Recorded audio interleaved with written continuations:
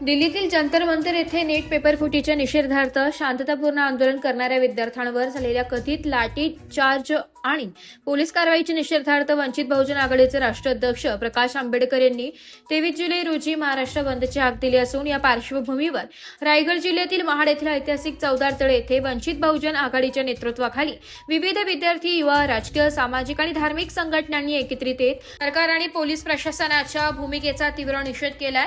यावेळी आंदोलनकर्त्यांनी विद्यार्थ्यांना न्याय मिळावा, नीट पेपर फुटी प्रकरणाची निष्पक्ष चौकशी व्हावी, दोषींवर कठोर कारवाई करण्यात यावी, तसेच आंदोलन करणाऱ्या विद्यार्थ्यांवरील कथित दडपशाही तात्काळ थांबवावी अशी मागणी केली आहे। घोषणाबाजी करत आंदोलनकर्त्यांनी केंद्र सरकार व पोलीस प्रशासनाविरोधात संताप व्यक्त केलाय। आंदोलनात वंचित बहुजन आघाडीचे कार्यकर्ते, विविध संघटनांचे पदाधिकारी, कार्यकर्ते, विद्यार्थी व नागरिक मोठ्या संख्येने सहभागी झाले होते।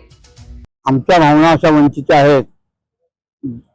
जंतर मंतरवरती कॉलेजच्या मुलाचा हल्ला झाला तर राष्ट्रीय अध्यक्ष सध्याचे बाळासाहेब आंबेडकरांनी यांनी तिथली परिस्थिती बघितली।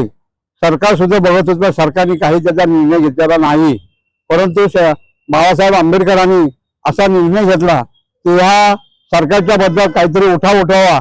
म्हणून 23 जुलैला बाळासाहेबांनी महाराष्ट्राला हार दिले ते या संदर्भात जंतर मंतरच्या कार्यक्रमाच्या संदर्भात आपण महाराष्ट्र बंद करूया।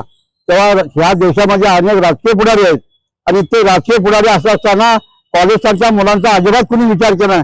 फक्त विचार केला तर डॉक्टर बाबासाहेब आंबेडकरांचे नाते प्रकाशजी आंबेडकर यांनी विचार केला म्हणून संपूर्ण महाराष्ट्र बंद आहे। ही वस्तुस्थिती आहे। या सरकारने या कॉलेजच्या सारख्या मुलांचा अन्याय अत्याचार करणं आणि इतर भाडेचे आणून त्या मुलांना त्या मुलींचे कपडे फाडणं फार मोठा आघात आहे। तर या सरकारला जनतेने दाखवलं पाहिजे, कारण का या संदर्भात कोर्टात सुद्धा केस गेली। कोर्टाचे सरन्यायाधीश असे म्हणतात की ह्या आमच्याकडे कोणी आणायचं ना, आम्ही कुठला तुमचा निर्णय घेणार आहे, तुमचं तुम्ही बघून घ्या। जर असे जर सरन्यायाधीश जर असं म्हणत असतील तर जनतेने विचार कुणाचा, कॉलेजच्या मुलांचा विचार कुणी करायचा। तेव्हा माझी सर्वांना विनंती आहे, आपण आज बाळासाहेबांच्या विनंतीला मान देऊन या महाराष्ट्र ऐतिहासिक क्रांतीभूमीत सर्व सामाजिक राजकीय पक्षाचे, धार्मिक संघटनेचे लोक हजर झाले, त्यांचं अभिनंदन आणि स्वागत करून माझे 2 शब्द पूर्ण करतो। नवा बुद्ध जय भीम।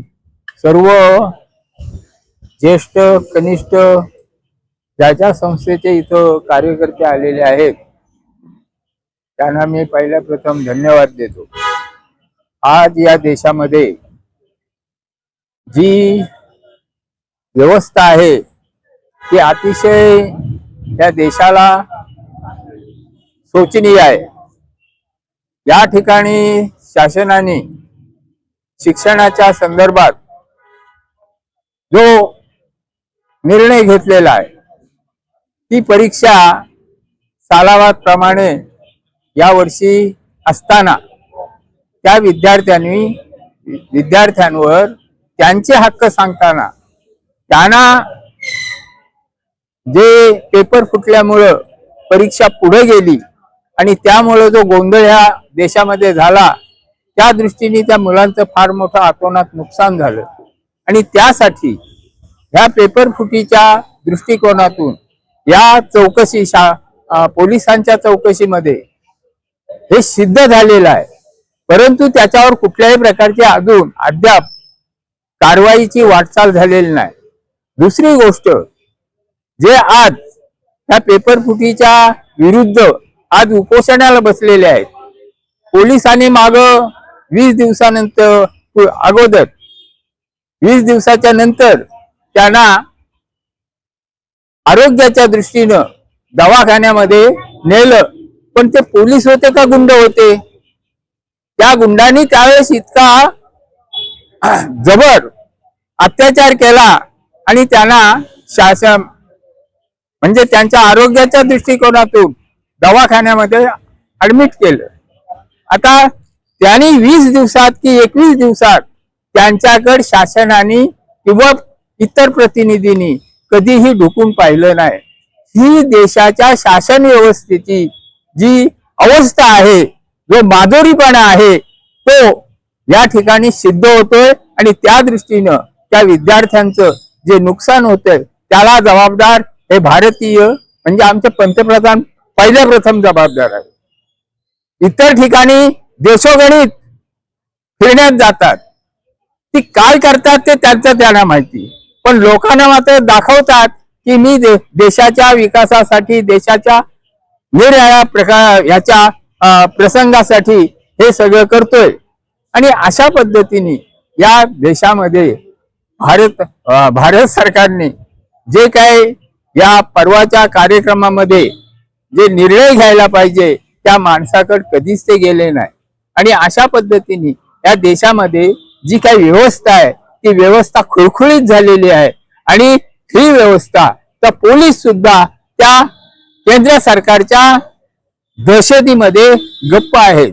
आणि अशा पद्धतीने पोलिसांनी सुद्धा आपलं कार्य करायला पाहिजे, ते पण ते करीत नाही.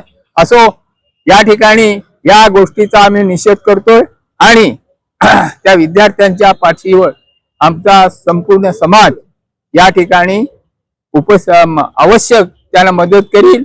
त्यांनी घाबरू नये, अशीच संघटना टिकून प्रयत्न करावा. आम्ही तुमच्या पाठीशी आहोत. हे पहा, आज आपण बघतोय जंतर मंतर या दिल्ली ठिकाणी जो अभिजित दिपके नावाचा एक गृहस्थ की जो अमेरिकेमध्ये स्वतः सर्व्हिस करत असताना त्यांनी पाहिलं या भारत देशातला मी एक नागरिक असून इथे जर माझ्या देशावरती असे अन्याय अत्याचार होत असतील तर त्यांनी एक व्हॉट्सअपच्या माध्यमातून आवाज उठवला. आणि आवाज उठवून त्यांनी 2 ते 2.5 कोटी विद्यार्थी सगळे एकत्रित केले. आणि या नीट पेपर जो फुटलेला आहे या नीट पेपरच्या फुटीर पेपरच्या विरोधात त्यांनी आवाज उठवला. आणि त्यानंतर सर्व विद्यार्थ्यांना एकत्रित करून एक आवाहन केलं. आणि अभिजित दिपके नावाचा एक ग्रस्त फक्त निमित्त आहे. आज सर्व विद्यार्थी एकत्रित आलेले आहेत तिथे. आणि आज लाखो विद्यार्थ्यांवरती तिथे अमानुषपणे याचा अत्याचार केला जातोय. आज 25वा दिवस आहे. सोनम वांगचुक सारखा शास्त्रज्ञ ज्यांनी लडाख मध्ये राहून -15 डिग्री मध्ये ज्यांनी जे सैनिक आपले देश सेवा करतायत त्यांच्या विरोधात त्यांच्यासाठी त्यांनी तिथे +1 डिग्रीचं वातावरण तयार केलं. त्यांच्यासाठी घरं बांधली. असा शास्त्रज्ञाला त्यांनी कुठल्याही प्रकारचे त्याच्यावरती कुठल्याही प्रकारचं त्याला समर्थन केलेलं नाही. आज 25वा दिवस आमरण उपोषण धरत असताना त्याला कुठल्याही प्रकारचं सपोर्ट केलेला नाही. तर मी आणि आज अशी परिस्थिती झाली की आपण जालियनवाला बाग पुस्तकामध्ये वाचलेलं आहे. जालियनवाला बागामध्ये जशा हत्या इंग्रजांनी ज्यावेळेस तिथे जालियनवाला बाग मध्ये बेछूट गोळीबार केला होता, आज तशीच परिस्थिती झालेली आहे.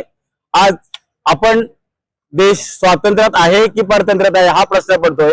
कारण स्वातंत्र्य असून देखील इथे फक्त जालियनवाला बागमध्ये गोळीबार झाला आणि आज इथे लाठी हल्ला होतोय. अशी परिस्थिती जर होत असेल तर या सत्तेत राहणाऱ्यांची मुलं देखील इथे विद्यार्थी आहेत की नाही असा प्रश्न पडतो. तर मी आज या सर्व विद्यार्थ्यांच्या समर्थनार्थ इथे आम्ही सर्व आंबेडकर प्रेमी इथे उपस्थित आहोत. आज खऱ्या अर्थाने बाळासाहेब आंबेडकरांनी पहिल्यांदाच एवढ्या नेत्यांमध्ये पहिल्यांदा एकमेव नेतृत्व असं आहे की त्यांनी पहिली महाराष्ट्र बंदची हाक दिली. आणि त्या हाकेला समर्थक म्हणून आम्ही सर्व आंबेडकर प्रेमी इथे उपस्थित आहोत. आणि मला वाटतं 27 तारखेला सर्व विद्यार्थी सर्व महाड तालुका, महाड, पोलादपूर, माणगाव तालुक्यातले विद्यार्थी सर्व एकत्रित येणार आहेत. त्याला देखील आपण सगळ्यांनी सहकार्य करावं. आणि हा निषेध व्यक्त करताना आम्ही त्या सर्व विद्यार्थ्यांना जाहीर पाठिंबा व्यक्त करतो. जय भीम. सर्व महामानवांच्या विचारांना वंदन करतो.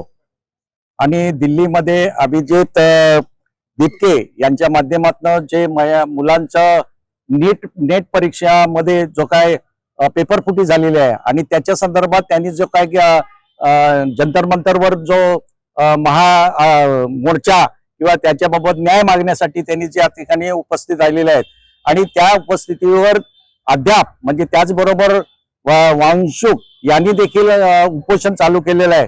परंतु खऱ्या अर्थाने सत्ताधारी पक्षाने त्यांच्याकडे दुर्लक्षित केलेलं आहे. गेली 20 दिवस त्यांच्यावर कुठल्याही प्रकारचं बोलणं चालणं झालेलं नाही.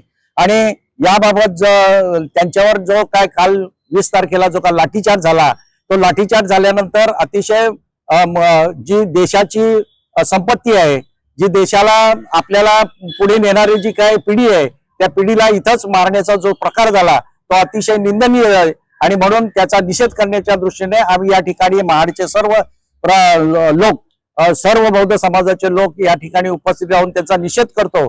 आणि अभिजित बिचके आणि त्यांच्या विद्यार्थ्यांना त्यांच्यावर झालेला अन्याय आहे, तर त्यांना पाठिंबा देण्यासाठी ज्या ज्या राजकीय पुढाऱ्यांनी देखील पाठिंबा दिलेला आहे आणि अशा सर्व पुढाऱ्यांच्या बाजूने सर्व लोकांनी त्यांना पाठिंबा देत असताना परदेशात देखील मोठ्या प्रमाणावर पाठिंबा येत आहे.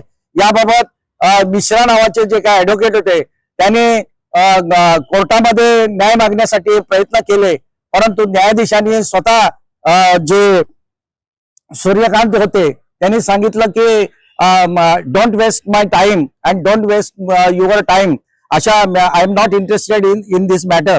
आणि असं सांगून तिथल्या ज्या केसला त्यांनी बगल दिलेली आहे. मग आम्ही न्याय मागायचा कुठं? न्याय नाही शासन दे, न्याय ना पोलीस देशील दे, न्याय आम्हाला ना